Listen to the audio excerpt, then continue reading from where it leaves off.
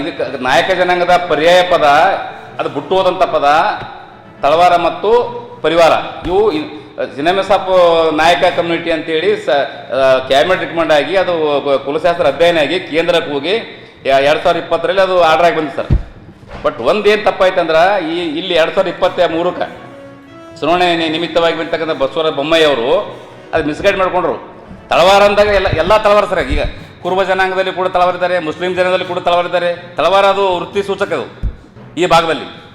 ಆದರೆ ಅದನ್ನು ನಮ್ಮ ಸಮಾಜದವ್ರು ಇಲ್ಲ ತಳವಾರ ನಾವು ತಳವಾರ ಇದ್ದೀವಿ ಅಂತಕ್ಕಂಥದ್ದು ಮಾಡಿದ್ರು. ಬೊಮ್ಮಾಯಿಯವರು ಅದು ಚುನಾವಣೆ ಗಿಮಿಕ್ಸ್ ಮಾಡಿದ್ರು, ಮತ್ತಿಷ್ಟು ಸಪೋರ್ಟ್ ಆಯಿತು, ಅಧಿಕಾರ ಕೊಟ್ಟರು. ಅದ ನಂತರ ನಾವು ಮಾನ್ಯ ಮುಖ್ಯಮಂತ್ರಿ ಹೋದ ನಂತರ 2007-2025 ಒಂದು ಆದೇಶ ಬಂದ ಸುತ್ತೋಲೆ ಸುಡೋದು. ಅದು ಮಾರ್ಕ್ ಮಾಡಿ ಸರ್, ದಯವಿಟ್ಟು ನೋಡಿರಿ. ಒಂದು ಮಿನಿಟ್ ಓದ್ಬಿಡ್ತೀನಿ ಅಷ್ಟೇ. ಏನಂದ್ರೆ ನಾಯಕ ಸಮುದಾಯಕ್ಕೆ ಸೇರಿದ ಪರಿವಾರ ಮತ್ತು ತಳವಾರ ಜಾತಿಯವರು ಮೇಲಿನ ಅಧಿಸೂಚನೆಯಂತೆ ಪರಿಶಿಷ್ಟ ಪಂಗಡ ಜಾತಿ ಪ್ರಮಾಣಪತ್ರವನ್ನು ಪಡೆಯಲು ಅರ್ಹರಿರುತ್ತಾರೆ. ಆದರೆ ರಾಜ್ಯದಲ್ಲಿ ಈ ಸಮುದಾಯದ ಪರ್ಯಾಯ ಪದ ಶ್ರೇಣಿಂಶ ಜಾತಿಗಳಲ್ಲದ ತಳವಾರ ಮತ್ತು ಪರಿವಾರ ಜಾತಿಯವರು ಪರಿಶಿಷ್ಟ ಪಂಗಡ ಜಾತಿ ಪ್ರಮಾಣಪತ್ರ ಪಡೆಯುತ್ತಿರುವುದರಿಂದ ನೈಜ ಪರಿಶಿಷ್ಟ ಪಂಗಡದವರಿಗೆ ಅನ್ಯಾಯವಾಗುತ್ತಿದೆ. ಇದನ್ನು ಸರ್ಕಾರ ಗಂಭೀರವಾಗಿ ಪರಿಗಣಿಸಿದೆ. ಈಸಿ ಭಾಳ ಕ್ಲಿಯರ್ ಕಟ್ ಆದೇಶ ಸರ್. ಆದರೂ ಕೂಡ ಮಿಸ್ಗೈಡ್ ಆಗ್ತಾಯಿದೆ. ದಯವಿಟ್ಟು ಆಗಬಾರ್ದು. ಅದಕ್ಕೆ ಆ ಮುಖಂಡ ನಾನು ತಮ್ಮ ಮಾಧ್ಯಮ ಮುಖಾಂತರ ವಿನಂತಿ ಮಾಡ್ಕೊತೀನಿ.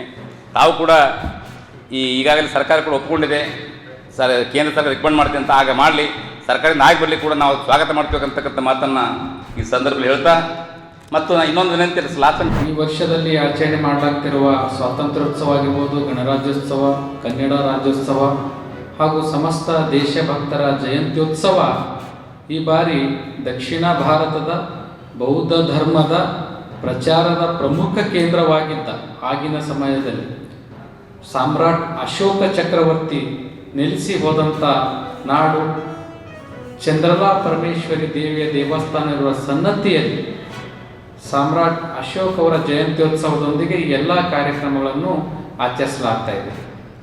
ಯಾಕೆ ಈ ಒಂದು ಸನ್ನತಿಯಲ್ಲಿ ಡಿಸೆಂಬರ್ 30ಕ್ಕೆ ಈ ಒಂದು ಕಾರ್ಯಕ್ರಮ ವಿನೂತನವಾಗಿ ವಿಶೇಷಿತವಾಗಿ ಆಚರಿಸಲಾಗ್ತಾ ಇದೆ ಅಂದರೆ, ಎಷ್ಟೋ ಜನ ಮಹಾತ್ಮರು ಸ್ವಾತಂತ್ರ್ಯ ವೀರ ಯೋಧರು ತಮ್ಮ ತನು ಮನ ಧನ ತ್ಯಾಗ ಬಲಿದಾನದಿಂದ ಈ ದೇಶಕ್ಕೆ ತಮ್ಮ ಕೊಡುಗೆ ಕೊಟ್ಟಿದ್ದಾರೆ. ಆ ಫಲವಾಗಿ ನಾವೆಲ್ಲರೂ ಇವತ್ತು ಸ್ವತಂತ್ರ ಭಾರತದಲ್ಲಿದ್ದೇವೆ.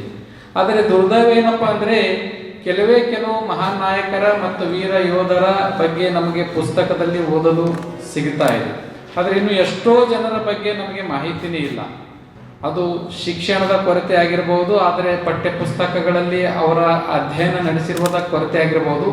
ಅದಕ್ಕೆ ಒಂದು ಬೆಸ್ಟ್ ಎಕ್ಸಾಂಪಲ್ ಅಪ್ಪ ಅಂದರೆ, ಇಡೀ ಬೌದ್ಧ ಧರ್ಮ ಇವತ್ತು ಶ್ರೀಲಂಕಾ ಸೇರಿದಂತೆ ಏಷ್ಯಾ ಖಂಡದ ಅನೇಕ ರಾಷ್ಟ್ರಗಳಲ್ಲಿ ಅತಿ ಪವಿತ್ರವಾಗಿ ಶ್ರೇಷ್ಠತೆಯಿಂದ ಪಾಲನೆ ಮಾಡಿದವರು ಸಿಗ್ತಾರೆ.